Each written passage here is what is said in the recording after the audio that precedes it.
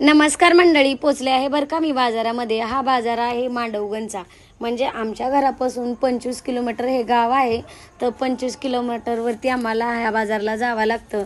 आणि 2 दिवसांनी म्हणजे रविवारी आहे गुढीपाडवा, त्याच्यामुळं मिस्टरांना म्हटलं तुम्ही मटकी विका, मी कोथिंबीर वगैरे भाजीला घेऊन येते. तर चला म्हटलं कोथिंबीर आणायला चालले, तर थोडंसं तुम्हाला बाजारचा व्ह्यू दाखवावा. किती व्यापारी बसलेले आहेत जे की छोटे मोठे व्यवसाय करत असतात. आता प्रत्येकाला वाटतं पूनमताईची मटकी खूप सेल होते, तर मला पण अपेक्षा आहे तुम्ही पण स्वतःचा काही ना काही व्यवसाय सुरू करावा. हार न मानता तेवढा आपण सक्षम असलं पाहिजे. आणि तुम्ही कुठंतरी धाडस केल्याशिवाय तुम्ही व्यवसायात स्वतःचा एक ठसा उमटवणार नाही. तर मी चालले होते, तर ह्या ताईंनी मला आवाज दिला.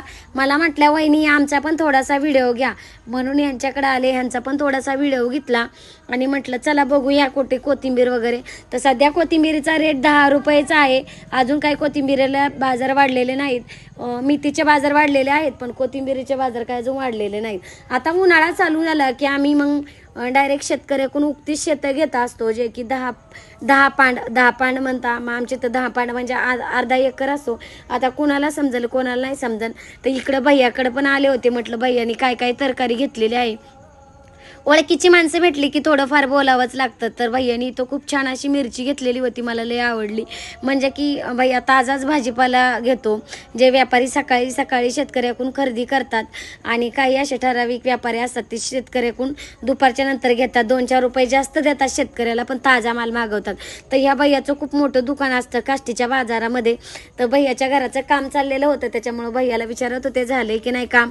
आणि त्यांची मम्मी आज बाजारला आलेली नव्हती, काहीतरी त्यांचं स्लॅब वगैरेचं काम चाललं होतं. तर आणि मग मी आले कोथिंबीर घेऊन वगैरे. तर आता इथं आलेलं आहे महिला मंडळ. तर महिला मंडळावर बोलता बोलता थोडंफार गिरायकांना बरोबर बोलावं पण लागतं. सगळ्यात महत्त्वाचं म्हणजे गिरायकाशी तुमचा संवाद होणं खूप गरजेचं असतं.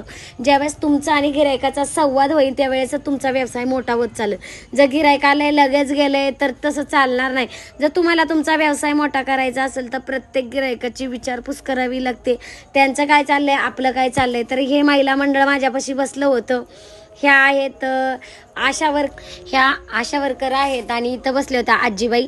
तर माझ्यापाशी थोडीशी जागा होते म्हणून आजीबाईला बसून दिलं. बाकीचे नाही बसून देत. आता जे व्यापारी वगैरे असेल त्यांना माहिती असतं, कारण त्यांची फिक्स जागा असते. मी प्रत्येकाला सहकार्य करते.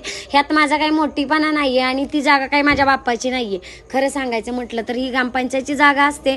तर चला मी सगळ्यांना सहकार्य करत असते. तसं आजीबाईला बसून दिलं. म्हटलं बसा माझ्या